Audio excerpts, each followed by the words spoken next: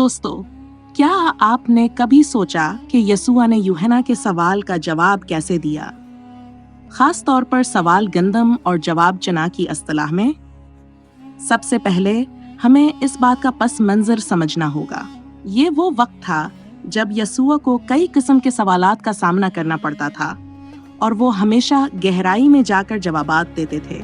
आप जानते हैं ना, यसूआ का जवाब कभी कभी इसके सवाल से बिल्कुल मुख्तलिफ होता था, और यही तो हमारे आज के मौजू का आगाज है।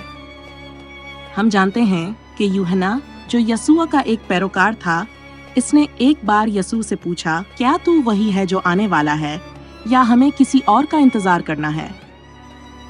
ये एक माकूल सवाल था, लेकिन यसूह ने इसका जवाब उस सवाल की सादा तशरीह से नहीं दिया, बल्कि ऐसा जवाब दिया जो एक गहरा मफहूम रखता था।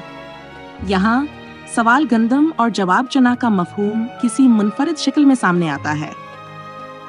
यसूआ ने कहा कि तुम्हारे जवाबात मददगार हो सकते हैं, मगर सिर्फ तब जब तुम हकीकत को समझने की कोशिश करो।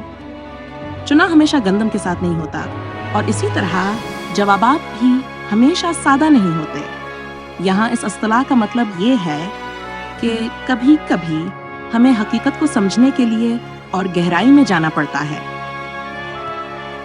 यसूआ ने हमेशा लोगों को तशवीश की हालत में नहीं छोड़ा, बल्कि उनको सच्चाई की तरफ मुतवज्जा किया। तो दरअसल ये सवाल हमें ये सिखाता है कि सच्चे जवाबात हमेशा सादा नहीं होते। अपने सवालात को गौर से समझना जरूरी है। यसूआ की तरह हमें भी हकीकत की तलाश करनी चाहिए। आपको ये जानकर हैरानी हो सकती है कि इस जवाब में हमारे रोजमर्रा जिंदगी के बहुत से पहलू छुपे हुए हैं, जैसे अपने मसाइल का हल तलाश करना और दूसरों के सवालात का सही जवाब देना। क्या आप भी कभी अपने सवालात का गंदम या चुना की तरह तज्जिया करते हैं? तो ये था हमारा आज का मौजू।